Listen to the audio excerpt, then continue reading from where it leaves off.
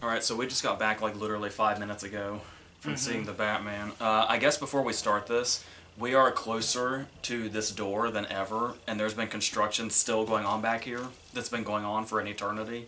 So you're probably going to hear that throughout, so if that's going to annoy you, that's unfortunate, but we're gonna try to talk over it.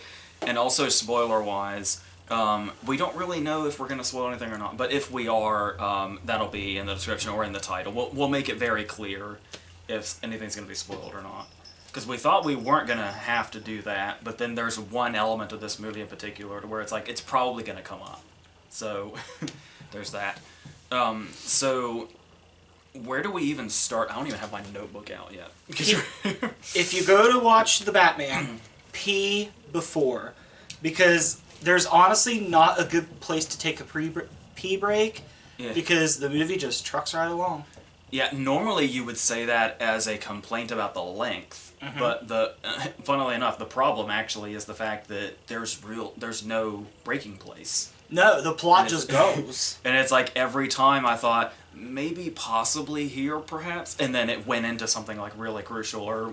Because one of the things I was saying was, usually a movie has like one big scene that's kind of like its centerpiece, where it's like, even if the movie's really great, there'll be one particular scene that you take away from it and you say, oh, the movie was great, but this scene is the one people are going to remember. There's so many of those in this. Yeah. Those individual scenes could be the big centerpiece of any movie, pretty much, and be satisfying. And you never knew. That's why I didn't want to get up, because it was like, I never knew if the next scene was going to be another big scene like that.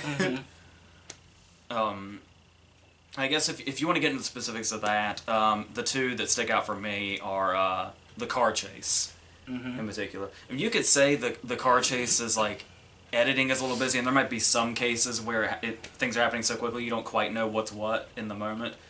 But I kind of like the chaos of it. And it's so... Normally I might complain about this, but it really just depends on the execution. But this, I say as a compliment. It's so fucking loud. It's like the car chase, the Batmobile itself is so fucking loud. And it's just a muscle car. And it's in the way that like everything is built, like the car is built up in the same way that Batman is, where it has to come out of the shadows. And we had kind of like how the Bat does in The Dark Knight Rises. Yeah. Only I'd say this is even more effective. Yeah, because like the only time we'd seen it before this, it was under a cloth in the background of the Batcave. Like, he kept it shrouded. Yeah, like it was to a point also, and this actually kind of gave me flashbacks to the '89 movie. Was that so much is going on and there's so much to love already. The fact that the Batmobile comes in so late. I always forget to anticipate the Batmobile, and then it surprises me every time. Yeah.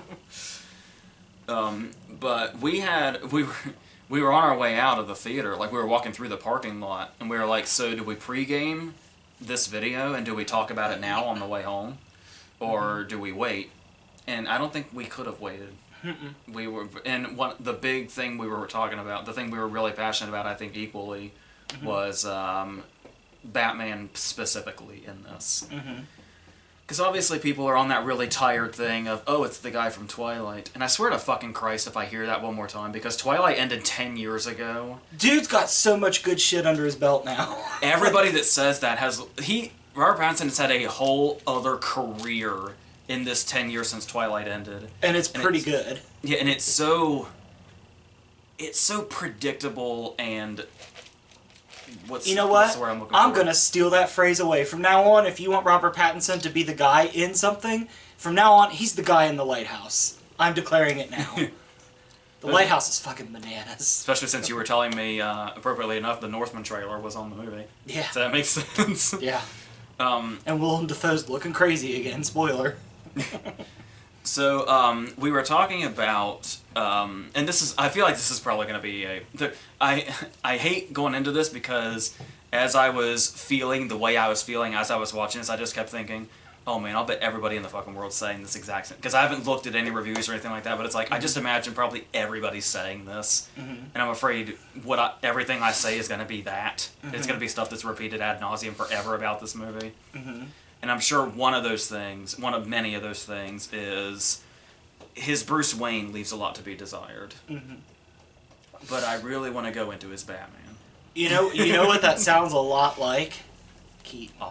All of them. Except Bale. Yeah. I feel like Bale's Bruce Wayne was... I feel like Bale is the only one that his Bruce Wayne is just as strong, if not stronger, than his Batman. Yeah, but... I think Bale has that distinction. Yeah, but one of the things we were saying was... It feels a little premature to say that because his Bruce Wayne doesn't have a lot of screen time. No, we don't spend a lot of time with him, but, like... For those of you like me that know from the comics that Batman's a brooder, you've got brooding galore. Yeah. It's a brood fest. And I love But it's not, like, annoying, and it doesn't detract from it. He's just... the movie sets up that he's 2 years in, so he's still young, and he's still angry. He's so angry. He's one pissed off dude. Because, like, I mean, most people know this when they go into our videos, but, construction and planes.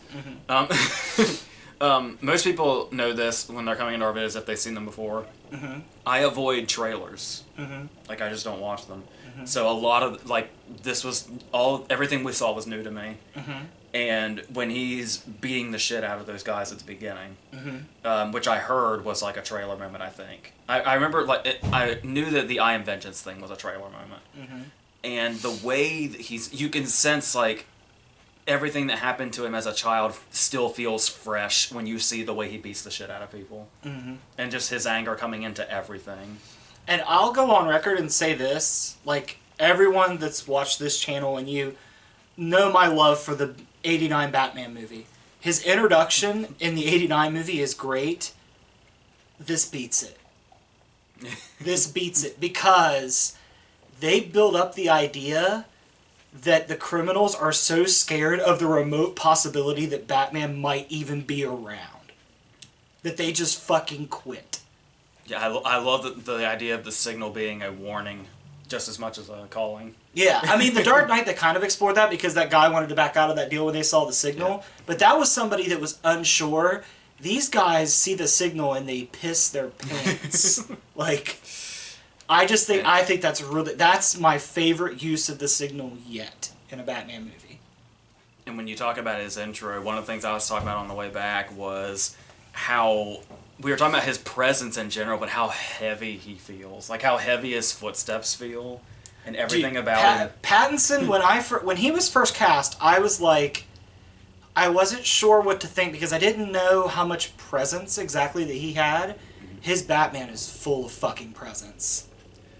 And that's something that stands tall when you talk about other Batman movies. Because the thing about it, now there's helicopters.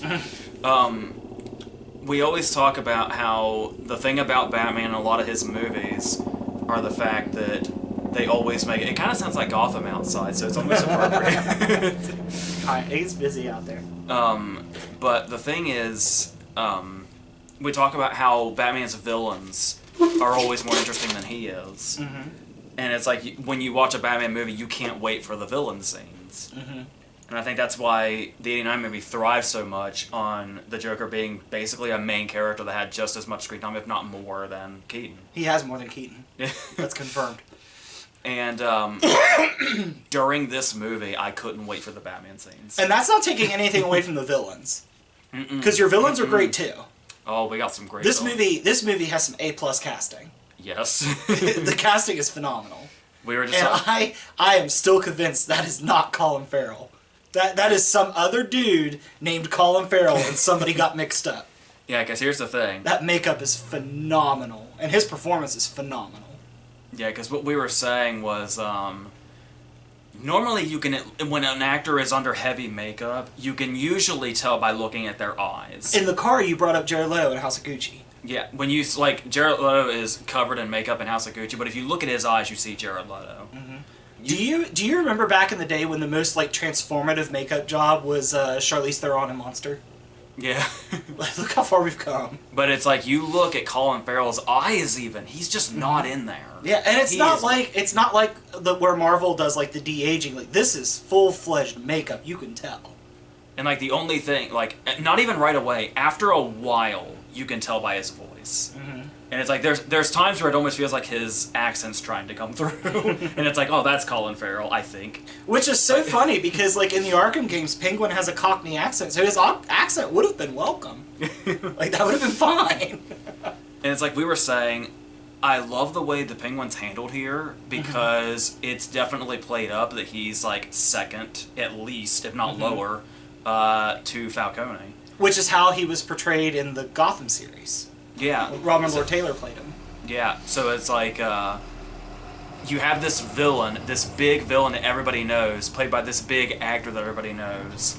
And when you see, like, Falcone's scenes, it's crazy just to see him in the background and barely there. Yeah. But like, he's always there. And it's like the way that they didn't skimp on that because it's like they didn't say, like, oh, there's no reason to call in Colin Farrell today because he's Colin Farrell. He's probably busy. He's literally promoting 2 movies as he's making the rounds right now. But it's like, no, Colin Farrell is always there, even if he just has to be a background player. And think about how much time that makeup. They always say like the makeup takes forever to get in and out of. It's like imagine him having to get in and out of that just for one of the scenes where he's in the background. And it's like, but they just committed to that fully, and he committed to that fully. And I would have never put it past Colin Farrell to, like, do that commitment. Like, I feel like he's always ready to be that committed. Colin Farrell's a lot of fun to watch because you can tell, like, he's giving, whatever role he's doing, he's giving it his all.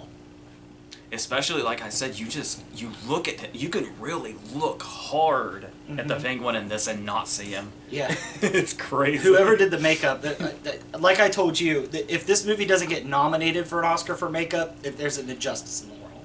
And I was saying, like, even coming out this... There really is a comic book bias if this doesn't get nominated. It's like even, well, you know, Suicide Squad won, and I would say that's based on Killer Croc. I feel like that's undeniable. So it's like, even this coming out this early in the year, I would think, if it doesn't have next year's makeup win in the bag, I don't know what does. See, and here's another aspect of it, too, is everybody remembers the scene in Batman Returns when Keaton removes his mask and there's no eye black, because everybody talked about how that would look ridiculous. Yeah. Pattinson gets the eye black, it does not look ridiculous at all. Yeah, and it's the thing where it's like they actually add that to, because when you see it like in stills or something, you could say, oh, they're going all in on the emo thing. But it's like when you know that that's part of the thing. Because what shot is more ridiculous than when we get that second shot of Keaton in Batman Returns right before he takes it off, and you can clearly see the black is suddenly gone. Yeah. That is significantly more ridiculous than if he had the black around his eyes. And the way Pattinson does it, like, he doesn't look like a raccoon. It's, like, smeared, like, it's... You could tell he was sweating under there. He was working hard. Yeah. And then he took off his mask and just kept fucking working. Yeah. Like, he's the workaholic Batman. Yeah, and we were talking about how I really love the usage of Alfred and Gordon in this movie because they're not there to just sort of say, oh, you're doing your thing. Okay, like, Gordon's just usually there to say, yeah, Batman, go ahead and do that thing and take care of this. And it's like, we're just here. We just stand here. And then Alfred's usually it's like in Batman Returns when a police car gets hit with one object and Gordon's like, hit the signal! Like, like he's ready to hit the panic button. Like, somebody sneezes wrong and he's like, light it up! But, in this one, like, Gordon is a contributor. Like I told you, like, Gordon takes him to crime scenes and stuff. It's almost like Gordon's his handler.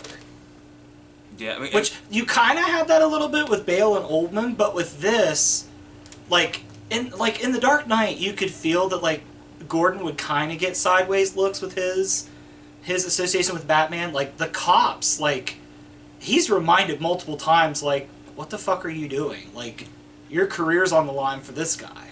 And Gordon's always, like, in the shit with him. Yeah, Gordon's always getting his hands dirty. Like, it's not like, here's some stuff to help you go get into the shit. He gets into the shit with it. Yeah. And then Alfred is solving the riddles just as much as he is. And it's like, what's funny is we kind of did get a little of Alfred helping with the riddles in Batman Forever. Yeah. But it's like, Alfred really, like, takes the lead on that. At one point, like, Bruce comes back from somewhere, I can't remember where he was, and Alfred's like, hey, I worked on this. So, like, Alfred kept it going while Bruce was gone. Yeah. Like, it was like, he was like, I'll look at this and solve it. I can figure this out.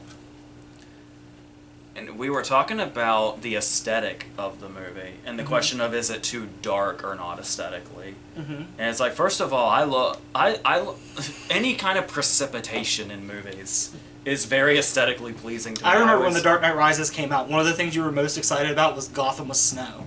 Yeah. Because in Returns it looks amazing. Yeah, and then now Gotham being so rainy. Mm-hmm. We got rain like, you know, Begins and stuff like that. But I mean, this is like rainy. Mm-hmm. And there's a lot of cool shots that are done, like a lot of shots of like Batman at sunrise, like at the end of the night, and like, but when it's like deep in the heart of night and it's like just pissing down the rain and he's just doing his fucking thing. Yeah, I remember hearing a lot about how Fincher inspired this was between Seven and Zodiac. Mm-hmm. It definitely has a Seven vibe. And that was one of the things in Seven was in Seven it's always raining. Mm-hmm. Yeah, and the Riddler does kind of feel like John Doe. Yeah, which funny. I feel like we were saying that a long time ago. A lot of people were saying that a long time ago when we were thinking like, you know, like around time Begins was out. We were saying like, oh, what Nolan's Riddler needs to be like John Doe or something. Of course, Nolan never did the Riddler, but... I could also see where a lot of people came out and said that there were aspects of this that were going to feel like a slasher movie. Because the Riddler's a fucking stalker. Yeah, that's... I thought the opening was especially interesting. Because when he's just watching, and we're seeing from his point of view, does everybody kind of assume that's a Batman point of view, or was that just me? No, I thought the same thing. And then it's revealed it's a Riddler point of view, and we were... Yeah, because I remember hearing the heavy breathing, and I was like, oh, I hope Pattinson doesn't do this the whole movie. But I don't even remember if he takes a breath. Yeah, because what's interesting about that shift is it's like, when you see the opening point of view shot that goes on for a while, you think like, oh cool, we're scoping out, like, oh cool, we're in the eyes of a detective. And then when you realize we were in the eyes of the Riddler, it's like, oh no, we were in stalking mode, not scoping mode. Yeah. And that's the thing, like, this movie kicks off right away. Yeah. The very first scene is the Riddler's plot going into motion. Yeah, we debated that going in. We were like, what's going to be the first scene, because there's so much this handles. Like, we were talking about the fact that the last I heard, and I feel like I heard this forever ago, was that Reeves' movies are supposed to be a trilogy. And it's like, I feel like this one sets up so much, I'm almost concerned it's too much to fit into just a trilogy. Maybe the other ones are going to be shorter. Possible, but yeah, that's the thing. It's like, I feel like there's so much material given in this one. Is 3 going to be enough movies? And the crazy thing is you and I were talking about this too. The movie is what, 244, something like that. In total, with credits, it's 256. I think it doesn't start feeling its length till about the 2.5 hour mark. I mean, until you get to that point, everything, it doesn't sound like it would be. It sounds like a movie that's going to have a lot of filler. But the plot just keeps trucking. Like, I would say the first 2 hours, at least, there's not a scrap of fat on it. Yeah, it's like, that's what we were saying at the very beginning, where it's like, when you kind of feel like, oh, can I just leave for just a second? And it's like, not really. No, you can't. Because if you do, you're going to miss something, and then the whole plot's not going to make sense. You've got to be along for the whole ride. If you check out, you're going to be behind. Yeah, because there's clearly some stuff we have to say about the climax. Before we get to the climax, there's at least 2 more characters we have to talk about. Okay. Dano and Kravitz. Okay. Which one do you want to do first? Let's do Kravitz, because she's in it more. Alright, should I go? You know what I'm going to say. Do you want me to go first? I'm going to preface this by saying if this game was based on if this movie was based off the Arkham games, like a lot of people thought they were, the suit is something right out of Arkham. The suit had to grow on me. But the collar bugs me a little bit, but the fact, like, Pattinson was doing so well, I forgot about the fucking suit, like, 20 minutes in. Like, I didn't even worry about it anymore. Catwoman is very Arkham-like in this movie. Very Arkham-like. Now go ahead and say what you're going to say. That's it? Well, we'll elaborate more. I have an opinion I'm kind of afraid to say, because it's probably going to be controversial. And it's...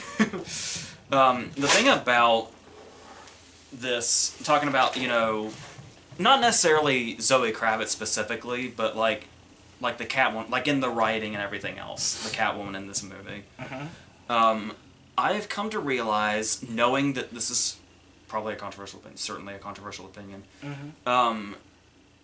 I don't know, I've never really found the character of Catwoman that compelling outside of Michelle Pfeiffer.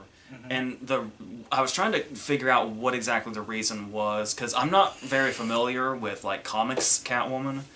like I was saying, I'm assuming she's like... She's an anti-hero. Yeah, she's kind of like Hathaway was, where it's like, depending on her situation and what she could benefit from, decided if she was an ally or a villain. Mm-hmm. And based on all the other Catwoman I've seen in movies, I'm not bringing comics into it because I don't have knowledge on that, I feel like I find Pfeiffer the most compelling, not just because of Pfeiffer's performance and the, sexual energy, stuff like that. But, well, I'm going to actually bring that up also, but the fact that I think Catwoman's more compelling as a villain, I think is where I'm coming from. Mm-hmm. But on that as well, when you talk about... I'm going to preface that by saying, though, that one of your least favorite things in the world is when a villain turns good. Yeah. That eats at you so much. It always has, and it probably always will. But, I mean, I can deal with it if a villain, like, sets up already, like, I could be one side or the other at any moment. That can be really compelling. Mm-hmm. But for some reason, Catwoman doesn't. I just keep thinking, we were looking through YouTube the other day, and a Pirates of the Caribbean clip went by as an option, and the first thing you said was, Barbossa was so wasted after he was a villain. Like, it ate at you then, just being reminded of it. Yeah. But talking about the fact that they do it a lot in the movies. I'm assuming it's a comics thing also, that there's like always sexual tension between them. Mm-hmm. Is that like a comics thing also? I have no idea. Yeah. I've been around for ages. Catwoman's been around. Batman came out in 1939. Batman's been around since, or Catwoman's been around since 1940. So I felt like a lot of stuff involving Catwoman in this movie particularly, mm-hmm. felt kind of forced. The sexual tension felt really forced, and like it really had no purpose to be there yet. There was no build up to it, mm-hmm. and the way she kept calling, and this isn't the sexual tension, but just in general, the way she continuously called him Vengeance. I don't. Okay, let me present this. The only thing I can imagine that being a good idea is if it was being done comedically, but I don't think it was. Okay, let me present this as an option to you. What if all of that was just trying to manipulate him to take her side? Because she's known for that too. Yeah, but it's like everything just felt forced mm-hmm. with this character to me.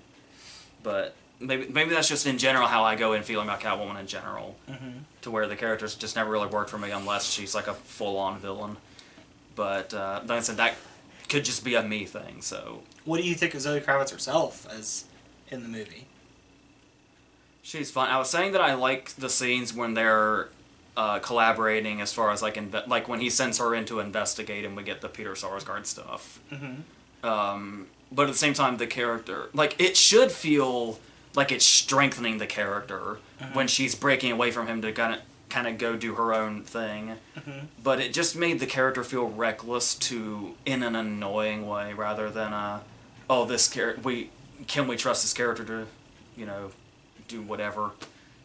What the objective is. So you're saying pretty much it should have felt like, should we trust this character to do the right thing, and it felt more like, are we going to trust this character to not get herself killed? Yeah, I feel like the best way to do the Catwoman thing is to make it totally unpredictable. Like, a scene that's really good is the scene in The Dark Knight Rises when she lures him to Bane.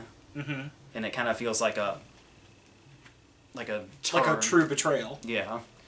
Like, if it was more stuff like that, I feel like it would be more impactful, but... She didn't really get an opportunity in this movie to turn full heel. Yeah, but then again, you can always chalk up the recklessness of the characters in this as... They're young. Everybody's still in their early stages, Yeah. So, it's hard to say. Yeah. She's using a ski mask. Yeah. Like a ski mask with... I don't know what's going on with the ears. She's still on the human spider level. Yeah. I wouldn't even go that far. Yeah, she's a little past that level. I would say she's at Bale before the cow, like the ski mask and the tactical suit. I'd say she's Bale before the cow. We'll go with that. Yeah. And is that everything on Catwoman in this? I would say so. You felt like the twist was forced with who it turns out her dad ends up being. Mm-hmm. But I mean, for a character like that, I mean, that makes just as much sense as anything. I mean, sure, it's convenient, but I mean, it does kind of add a little bit of motive. That thing, though, Plus, we cannot complain too much because it did give us more John Turturro, and that's never a bad thing. Yeah. I think that may have earned the spoiler tag. There it is. There's the spoiler tag. Yeah. Let's just rip the Band-Aid off. I'll probably just put spoilers in the title. Mm-hmm. And it's like, that may be the only one we go into. Mm-hmm. Well, no, we can bring up Barry Keoghan now since this is where we're going into spoilers. But before we do that, we're going to talk about Paul Dano. Oh man, Paul Dano brought everything to this. I hoped he would. He's very there's a lot of. I feel like there's a lot of inspiration for him taken from, like, Heath Ledger's Joker videos. The handheld, yeah. Yeah. Yeah, for sure. Yeah, and for him that works really well. And I like the fact that his emotions are very unpredictable. Like, he could do one video and he's totally subdued, and then the next one he is balls to the wall. Like that. Just that alone just screams Paul Dano would be perfect for this. Yeah, and at the end, his, was it next to last scene? Which one? When I leaned over you in the theater and I was like, we're in full on Paul Dano mode. It was right before the climax. Like, Paul Dano really gets a chance to shine. Like, he spends. We don't see his face till the end. Yeah. He's masked the whole time. But when he takes that mask off, buddy, Paul Dano comes out. Well, it's like, you were kind of alluding to this. The scene where he goes full Paul Dano, as you say, is essentially this movie's version of the interrogation scene in The Dark Knight. Yeah. Except Batman can't get to him. Yeah. Like, that's one thing about this movie. The Batman and Riddler never throw down. Yeah. They never get a chance to throw down. Even when he's brought in, Batman waits outside. So I got a couple of things on the negatives, a strong word, but some things that kind of felt like setbacks to the Riddler plot. Mm-hmm. But before we do that, I want to praise Peter Sarsgaard's big scene. Mm-hmm. Like, that's one of those scenes we were talking about. Like, there's the car chase, and there's this scene in particular would have been like the scene of any other movie. Mm-hmm. The way the intensity rises in that scene as the sound of outside gets closer. Yeah. Mm-hmm. And the Riddler's not even in the room. Mm-hmm. And like you were saying, whenever he goes like to the top volume, you're never quite sure when it's coming, and Sarsgaard's franticness. Sarsgaard can play like really desperate and terrified really well. Mm-hmm. It was kind of reminding me of his performance in Black Mass, which is great. But some things that I felt like were holding the Riddler back a little bit was the idea that, because we were talking about how obviously a lot of Fincher inspiration was Seven and Zodiac. Mm-hmm. And everybody was saying, like, when the first stills of Dano's suit came out, or whatever you want to call that, said that, oh yeah, he's supposed to be the Zodiac killer, essentially. Mm-hmm.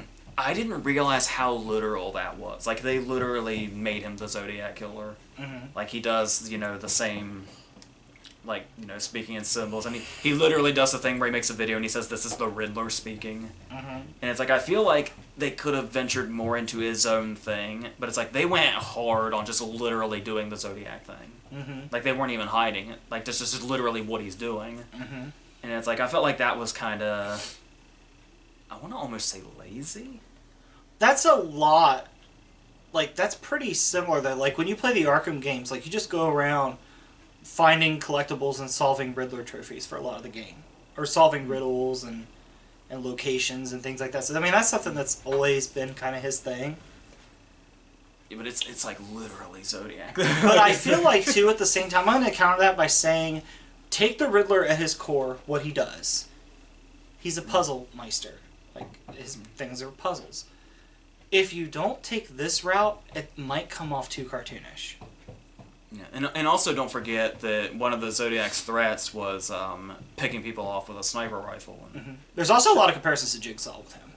Yeah, the traps. Mm-hmm. But it's like sure enough, yeah, he's even sniping people at one point. Mm-hmm. And that kind of brings me to the other thing that this is one thing we talked about on the way back was.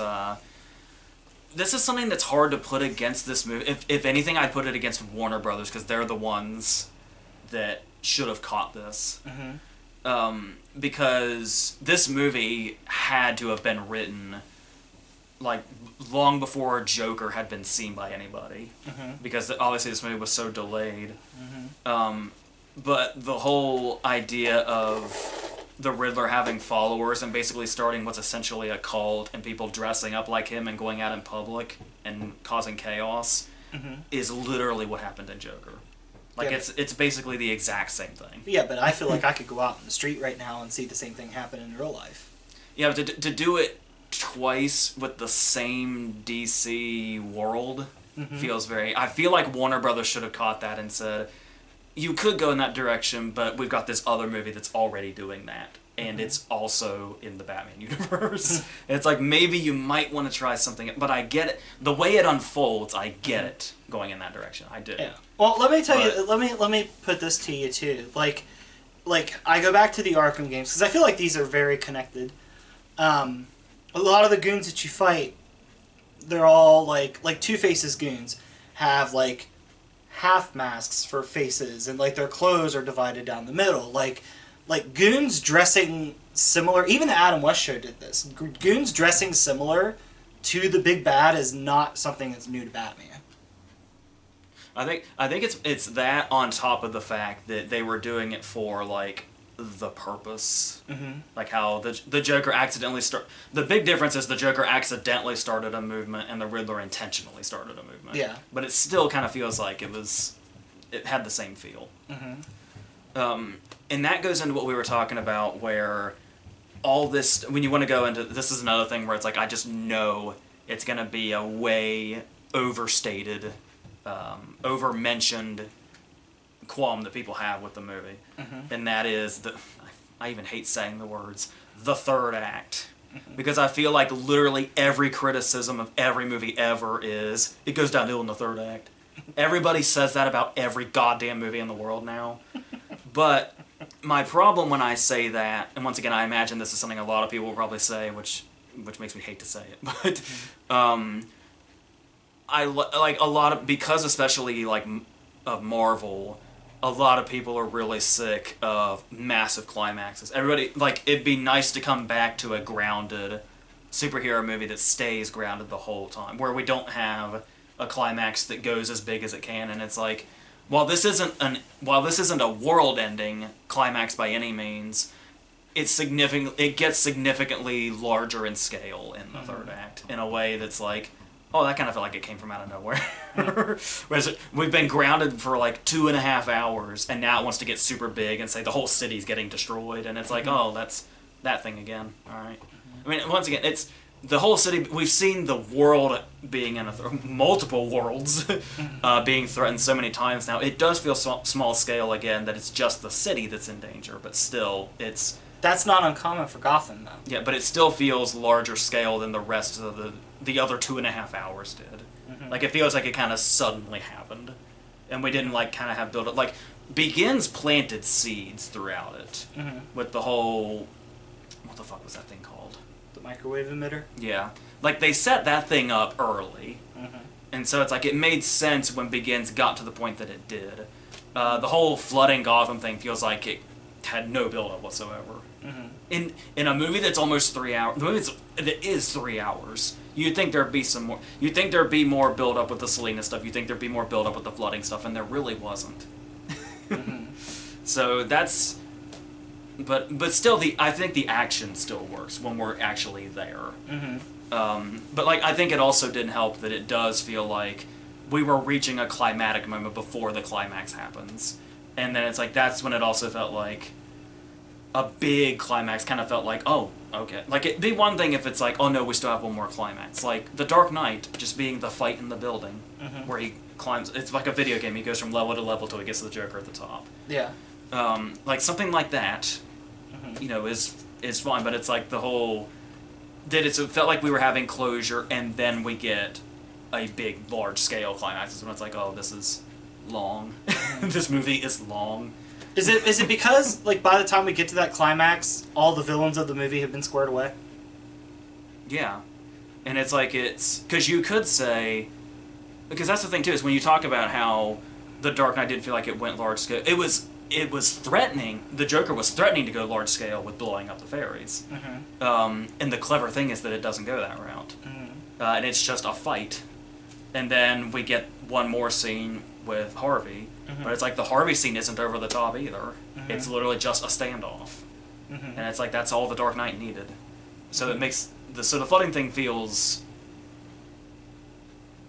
like it's just very large scale in comparison to everything that came before it. Is where I think it feels like it's a lot. I think I have a little bit of build up for you in there.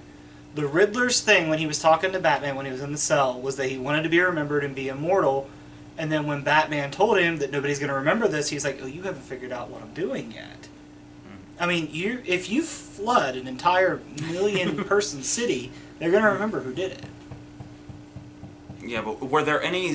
None of this is completely necessary, depending on the situation, but was there any build-up that I'm not remembering that would have been what the... Like, was there any seed planted that that's what would have happened? He was talking about how everybody saying there was going to be change was a lie, and he was like, let's make real change. Flooding an entire city would make real change. And if you got scenes of him, like, talking about doing this or doing it on the side, that would be where it felt like the fat was coming in. Yeah. The fact that it's something... And plus... If we know about the plot and Batman does it, it makes Batman look stupid. We didn't see this coming, he didn't see this coming. Yeah. And there was something I forgot to mention also that's another thing where it's a good scene, but it's... not even necessarily you could put this on the casting, but it's just like, just sort of going in knowing movies. There's a scene that would be really great. It does work in its own right, in its own way, but doesn't work as well on the audience if they know too much. And that is the scene where he goes to the funeral and they build up the Riddler will want to see the,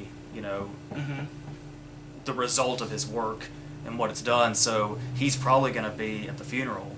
But at that time, they don't know what the Riddler looks like because he's been masked the whole time. So there's this scene where Bruce is just kind of scoping everybody out. And whenever somebody walks up to him, it's like, oh my god, this could be the Riddler. But it's like, I like that scene from Bruce's perspective, but we as the audience know what Paul Dano looks like. So it's like, that scene could have been really cool. Because like if you want to play up the Zodiac thing, like when you think about Fincher's movie Zodiac, we never see the Zodiac, so it's like anybody really could be him, but it's like this movie won't have that because we know who Paul Dano is. Okay, let me ask you this. He's masked the entire movie. Yes, we know what Paul Dano looks like. We know what Colin Farrell looks like. What if Paul Dano was disfigured? We don't know what he looks like, because I don't think it ever showed his actual face in the trailers either. So we don't know what's under that mask. I wouldn't know. We don't know what's under that mask. So I get your argument, but I feel like I can combat it with somebody in the movie, with Colin Farrell. Yeah, because I remember having this same feeling when The Force Awakens came out. And he wasn't that big at the time unless you'd watched like Girls or something. And it was like whenever we saw Kylo Ren with the helmet, I was like, I know what Adam Driver looks like. I don't know if anybody else here does, but... So I'm going to say that argument could be made, that just because we know what Paul Dano looks like doesn't mean that if he showed up it didn't look like Paul Dano. Plus, there's... I'll combat it with another scene. Not to tear down your argument, but just to create a counter-argument. Jake Gyllenhaal's in the background watching Spider-Man in No Way Home with just a hat and glasses, and no one ever saw it. Far from home. Far from home. No one ever saw it. True. So, I mean, even if it was obvious, may not be that obvious.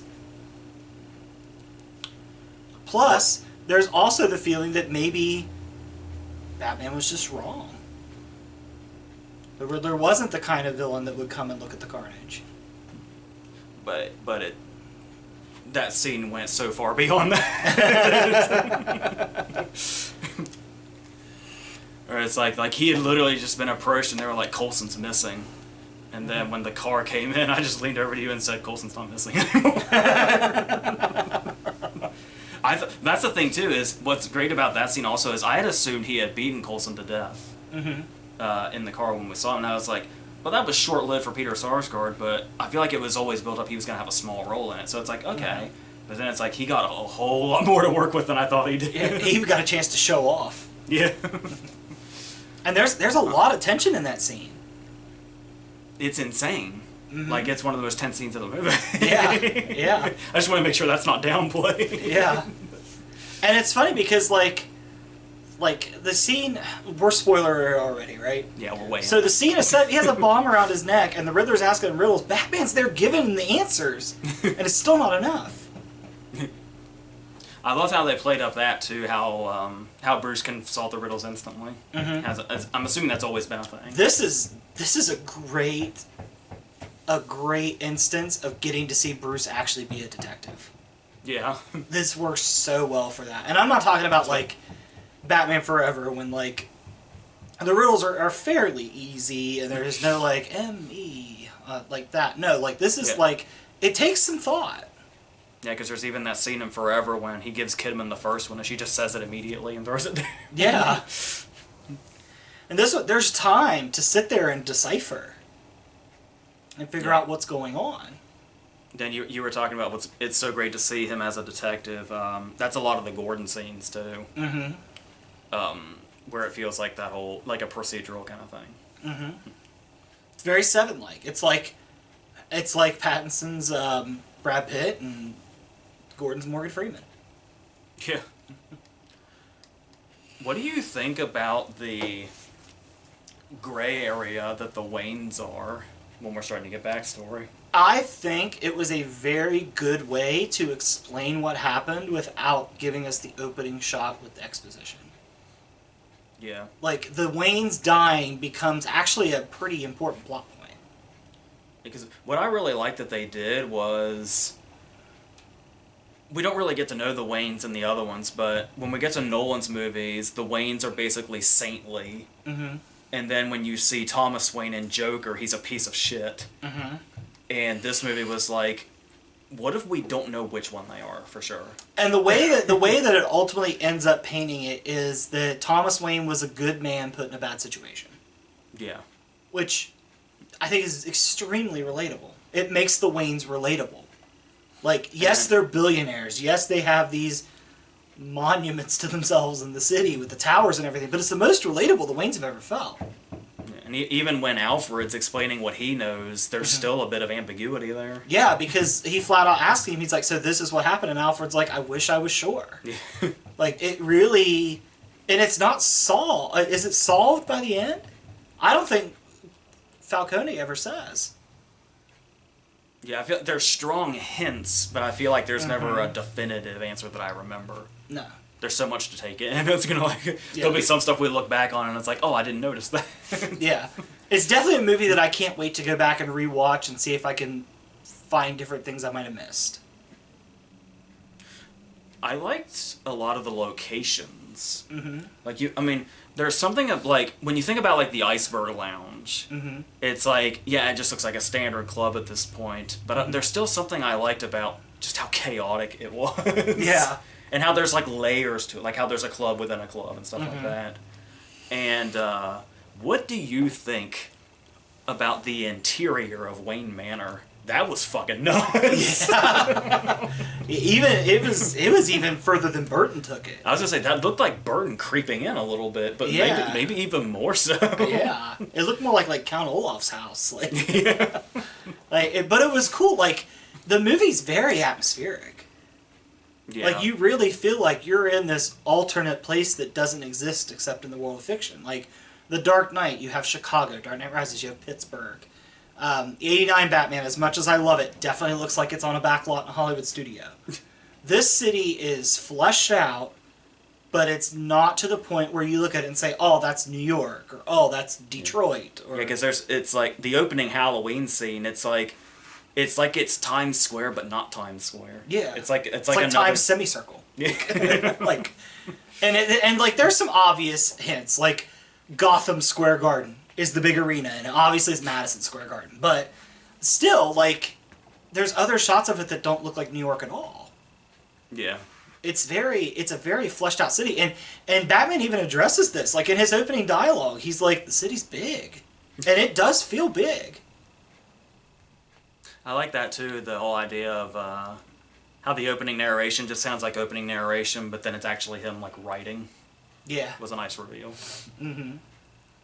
I guess going on more about how it was shot, I feel like there was also some great stuff, like the way it's portrayed when he's like following Selena around, and like there's that shot where she's in the car, and it's like it's not till the light hits just right that we see the bike that he's on is right behind her. Yeah.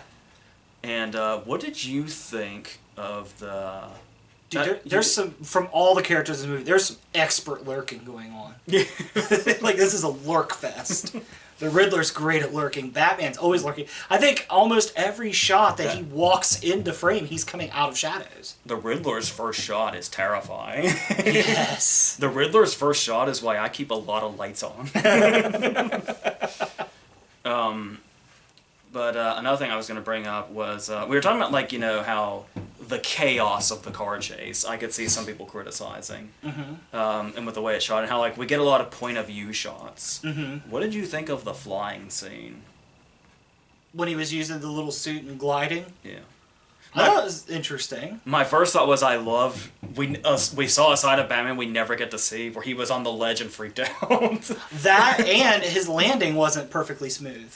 Yeah. He straight up Spider-Man 2'd that shit. Like, yeah. Like, all he was missing was him getting up and going, ow, my back! Like, that was all that was missing. Yeah, because I'm kind of, like, it seems like an obvious gimmick. I feel like I'm really a sucker for point of view shots. Like when Andrew Garfield's Spider-Man gets a lot of those. And I love that shot of us coming down and gliding through Gotham from his point of view. I love that. That's the first time we've gotten a shot like that since probably Returns, when he jumps off the building. But it's so brief in Returns. And it's not really his point of view because it's still third person, but we're just behind him looking straight down. Yeah, he also gets his, as somebody with extreme vertigo, I love and hate this at the same time, he gets his fucking Ghost Protocol moment going down the building. Where he just takes off running down the building, yeah. But like I said, fucking Florence Pugh did that shit too in Hawkeye. Yeah. And this is another Batman, like he gets his licks, like he gets hurt. Like there's a couple times, like the one, like after the Peter Sarsgaard scene, he wakes up at the police station. That scene's cool. He's ready to just throw down with anybody that comes near. Like he's like, get me the fuck out of this room. We've never seen him in that situation where not only are the cops like attacking him, they're trying to just rip his mask off. Yeah, and like, let's just end this shit now. Yeah, and he's just like, fuck off, get away. Like, yeah, there's so many times where he's laid out. Yeah, yeah. At the end, like he had to give himself like a shot of adrenaline. Like I wasn't sure first. Like I was like, is that Venom? Like Bane uses? But I think it's just adrenaline. But it pushes him too far. Yeah. Pushes him too far. There's a couple times that he goes too far and they have to like pull him off, and Gordon has to be like, slow it down. You're getting a little psycho. Yeah, because I was getting caught up on Peacemaker before we left. So sometimes my mind is still in one place when it should be in another. So when he injected himself and then started beating that guy, I expected the shot we got of the guy to be a puddle where his head was. I was like, oh wait, that's more of a James Gunn thing. Yeah. I was trying to think if there was anything else apart from the score. How do you feel about the score? I like it. It's not as stated as the other scores are. Like I don't think anything will ever be Elfman's score because it's just so in your face and just feels like it goes with Batman. But this score's pretty good too. I do really love his theme, and then I love that a lot of the score is variations on the theme. Like I love when he and Gordon are walking into the first crime scene. It's like it's the main theme, but it's played in a way that sounds like the Batman Returns score. And I really love that. Because Batman Returns has the best score of any of the Batman movies, in my opinion. Maybe that's just me, and I think it's Elfman's best score next to maybe Beetlejuice. So is that all the big stuff before the character that's introduced at the last minute? I'm trying to think. I think so. Like, yeah, I would say so. Well, before we go in, I already touched on it like half hour ago. What do you think of the suit? I think it adds a lot to what I was talking about, where like, because a lot of the times we see this with almost any superhero. Usually, the first problem with like their first run suits is that they're bulky. But it's like we were saying, the way his Batman feels so heavy when he walks into a room, I feel like the suit plays a lot into that. and we'll get these shots where it's like coming up, and like before his ears are in the shot, and it's like he looks a lot like Daredevil right now. But then once it shows the whole shot and we see the ears, and it's like, oh, now he looks like Batman. Yeah. It's weird how much the ears help. And it's like where he can go from that kind of looks like Daredevil to, oh, that's definitely Batman. Like 100%. Yeah. I do think there's times though where the shorter ears do work. Affleck's suit. The shorter ears work great for Affleck's suit. You're all about Affleck's Batman. I wish I'd have got more. As I say, I'm not. Like, I wish I'd have got more, and I wish I had some better movies for it. I really do. Because I feel like I always hear like it's pretty much down the middle on that about how people love Affleck's Batman and hates him, but there's always going to be people that just I told you fuckers years ago his Batman would be better received than Jared Leto's Joker. And people said I was crazy. This was before we'd seen Leto's Joker, right? Yeah, this was when we did the Burtons versus the Nolans. Like this was like in 2014 or something. I think it was summer 2015. Yeah, because it was right before you moved down here. Yeah, was I right? And Pattinson's great too. Pattinson's Bruce Wayne loses some points, but I don't think that's under his control. And it is a character I want to see more from. I wouldn't mind seeing more of his Bruce to learn more about him. Especially since we know he's going to evolve. Yeah. But I think he follows Keaton a lot in that way, where Keaton's Bruce Wayne's not super great either, but just his presence in the suit's what does it. And that's the same thing with Pattinson, too. Pattinson's presence in the suit puts him right up there for me. Yeah. Like, he's great. So you people that are like, I can't see the Batman or the Twilight guy playing Batman, give him a chance because it's great. I just can't get over the heaviness of his footsteps. Every time he walked into a room, like there's even sometimes where they don't even focus on the fact that he's walking in the room, and you can feel his fucking footsteps. Yeah. Yeah, and I don't mean like the speakers were turned up so loud in the theater the floor was vibrating. Like, you're transported there, and if somebody walks in and their footsteps sound like that, you stop what you're fucking doing. Because you want to see who is making that racket. Like, his presence is fantastic. His presence is one of the best parts of the movie. And I love the balance, because we would get, like, he was Batman a lot in this movie. This was probably the movie, besides the Keaton ones, where the balance is tipped heavily in more Batman, less Bruce. Yeah. Like, he's only Bruce, essentially, when he has to be. Yeah, they kind of even make that a point. Yeah. Like when Falcone says you're like the only other person that's more elusive than I am. Yeah, he's like Bale in Dark Knight Rises, where he's like in the shadows, but it's not because like he's wanted for murder like Bale is. He's just like I don't like the Bruce Wayne part of myself. It's pointless. And even the mayor walks up and she's like, it's a funny ha-ha moment because he's Batman, but she's like, you could really be doing more. And you see like Bale and Keaton's where like they were contributing to Harvey Dent's campaign. They were contributing to things around the city. Pattinson doesn't do shit. Like, he literally just puts on the suit and goes to work. Like Bruce Wayne, like his famous thing is Bruce Wayne, whenever he's not Batman, is in a suit. Pattinson's in a suit exactly once, and it's to go to a funeral. And he even says, I'm only wearing a suit because I'm going to a funeral. That's it. And then all this is increased when the Riddler becomes a king of underground social media. Yeah. Puts out his political videos. Yeah.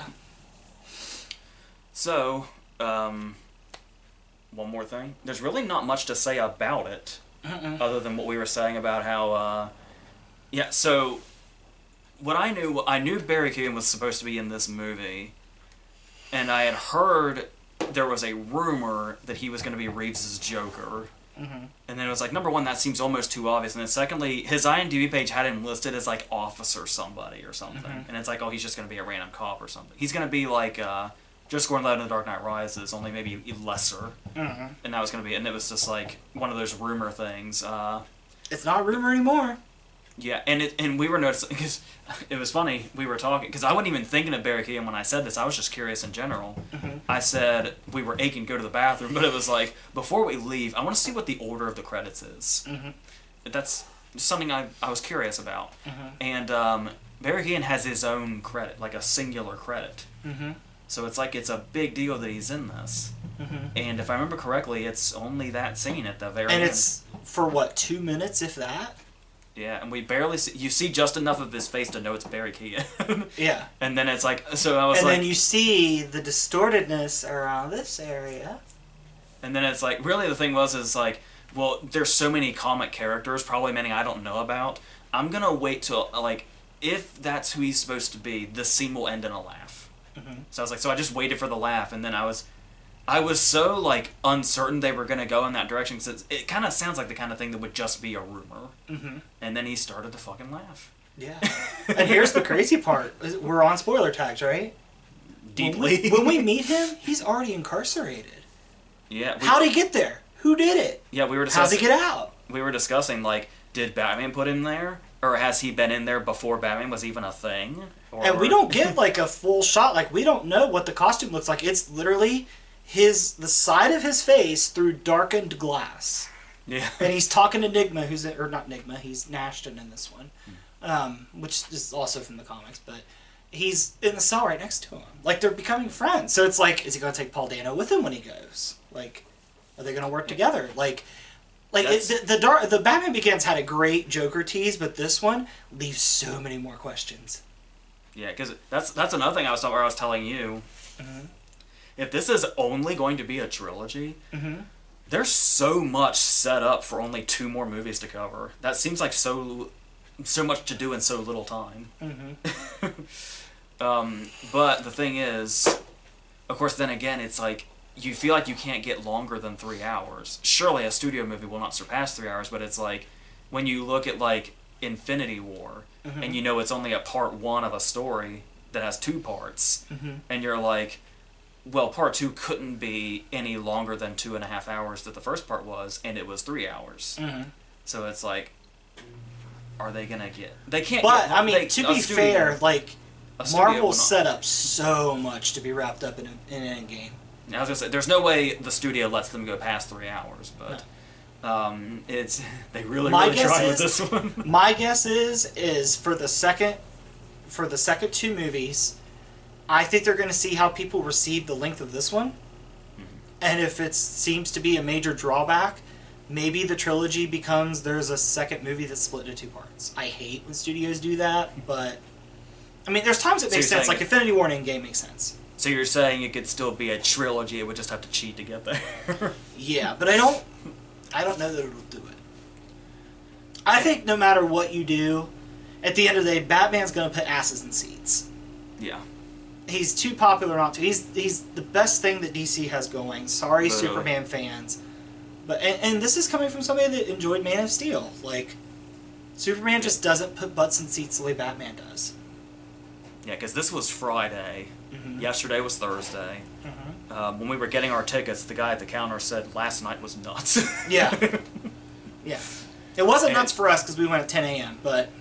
And I think the last thing to bring up about Barry Keoghan's scene here is the fact that one criticism that you'll probably hear, that I feel like I hear a lot, and when people were speculating about a new Batman series, is everybody says, well, who's going to be the new Joker? And usually immediately after that you hear a bunch of people say, we don't need the Joker again, we have too many Jokers as it is. But that's the thing, is number one, I was saying that I feel like, to me, and surely to a lot of people, most people probably even, I feel like if you tried to do a whole new Batman series without the Joker, it would feel like something was missing. They go together too much. Like, I really don't think you can do any new Batman franchise and not have that'd be like almost equivalent to having a Batman series with no Gordon.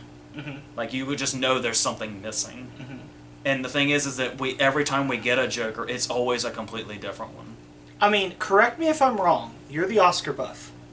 Other than Vito Corleone, is the Joker the only role that 2 different actors have won an Oscar for playing the same role? Other than Vito Corleone. We're probably about to have another one with Anita from West Side Story. Okay, but look at that. West Side Story, The Godfather, The Joker. I was trying to think if there was... Somebody probably played royalty more than once. And potentially one, but like... Okay, but my point is this normally happens to characters that are very major. They're very important. People know who they are. And the Joker's right up there with them?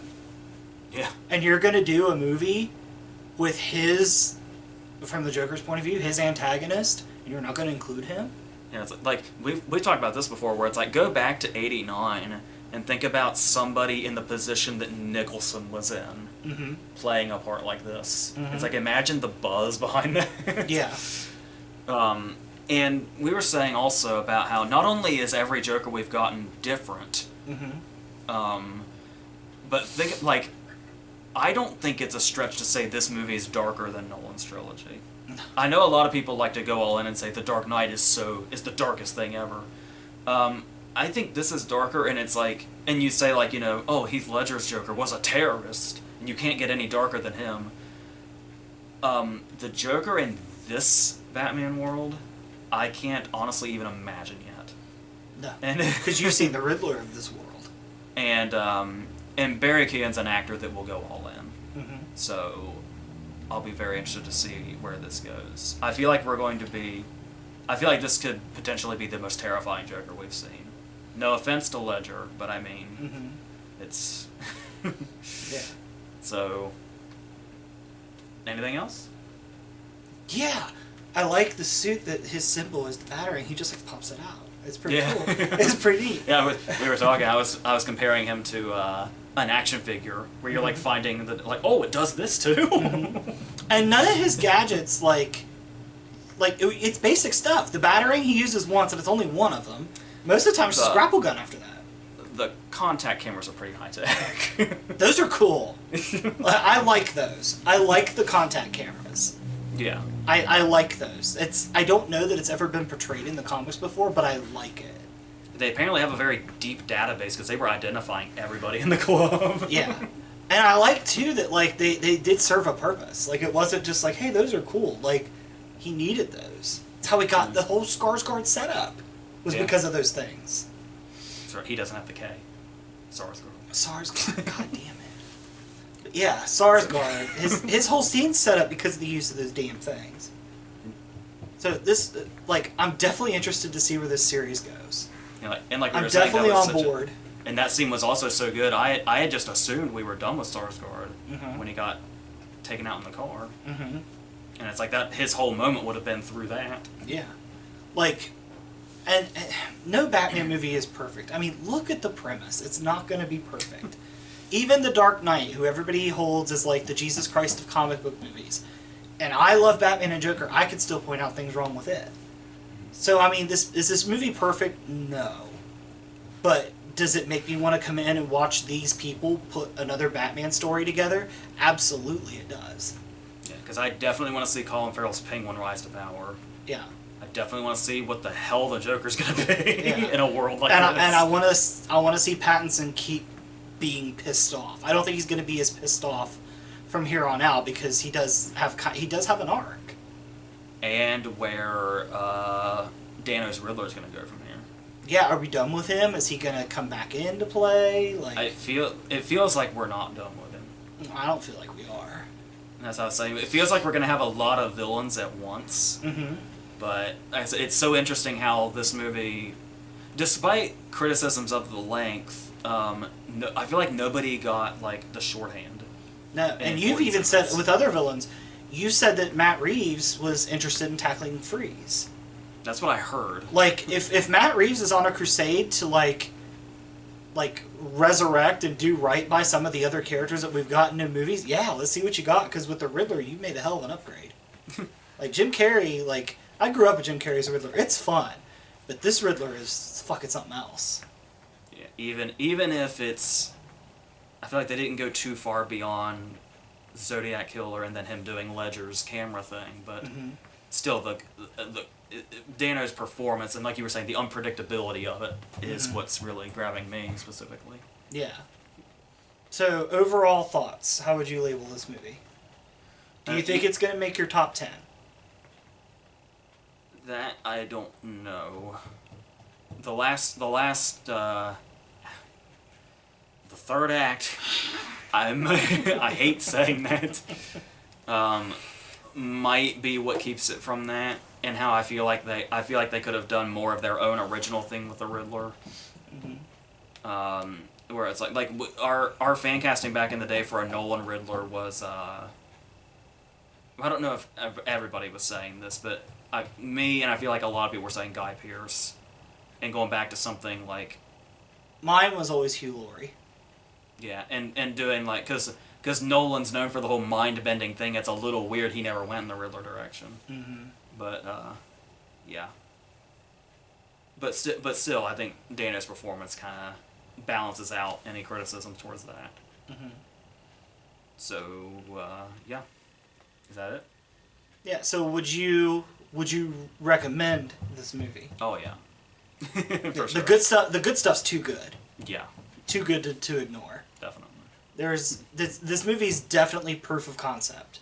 Like can Pattinson be Batman? Yes. Can we have a Batman story in this world that's really, really dark? Yeah, absolutely. Like I was saying, just like even though it's a 3-hour movie, I would recommend the movie alone on the car chase, and I would recommend the movie alone on the scene where Sarsgaard has the bomb around his neck. And I would recommend the movie alone on just Pattinson's Batman and how much it's like, it's fun to be excited about seeing Batman and not just the people around him. And he's definitely the main character. The story definitely goes through. Did we have very many scenes at all that didn't have him? I can only think of like a handful that he wasn't a part of in some way. They're really few and far between, and most of them are Selena scenes. Or Riddler stalking a prey. True, and those are great. Yeah. So yeah, the good stuff's really good. You can be like him and harp on the bad stuff, or you could be like me and just ignore it and have a good time. But I'm just teasing I'll talk to you all day about the good stuff as well. And I'm still not convinced that Colin Farrell's in there. Kudos to him. Kudos to Colin Farrell. I would have said that he's the standout, but Pattinson's Batman is so good. Yeah, because it's so good. It's so easy to say that in a situation like that, the makeup's doing all the work. But it's not. Yeah, and that's also kind of an overdone criticism that's, in a lot of cases, not true. And the Penguin even, there's not a lot of comedy in this movie, but the Penguin gets a lot of comedic moments. Like, I laughed out loud in the theater when he's looking at the picture of that girl the Batman's showing him. And he's like, who's this girl with the mayor? And he's like, is that the mayor? Oh shit, that is the mayor. Like... After the car chase, when they just left him there, mm-hmm. and he's like, have you guys forgotten that I was here? What do you think of the F-bomb? I don't know that I caught it. Oh, it was a cop talking to Batman at the crime scene, and it was on Halloween. He was like, I'm sure this is your favorite day of the year. Happy fucking Halloween. And then he walks off. I wonder if that's another thing where we had just been watching Peacemaker, because the Peacemaker one criticism I have with the Peacemaker show is it's obsessed with the word fuck in a way that's kind of detracting from it, and it's like maybe I'm so used to hearing fuck lately that it didn't even register. Yeah, that's the only place it's there. But yeah, and another thing too, going back to Pattinson, I know we just keep tacking on, but like, I love his expressions in the mask. They're very blank. But it's not because he's not acting, it's because he's absolutely showing... He has so much pent-up anger, he never lets it show. Yeah. Except when he's pounding on the glass. Yeah. But, I mean, it's kind of like Bale in the interrogation scene, like he was pushed there, because he was just getting taunted and poked, and Dano was just poking all the buttons. I think that might be all I have. Okay. And I think it was, we had a time limit on this, and I think we're pretty much reaching it. Yeah. All right.